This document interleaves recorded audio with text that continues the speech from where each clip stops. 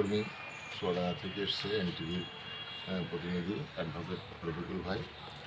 এছাড়া এখানে যারা প্রতিদ্বন্দ্বিতা করছে আজকে, যারা ইতিমধ্যেই অলরেডি নির্বাচিত হয়েছেন এই 2025 আলোনা প্রেস ক্লাবের নির্বাচনে, আমি সকলকে আমার পক্ষ থেকে আন্তরিক অভিনন্দন এবং শুভেচ্ছা জানাচ্ছি।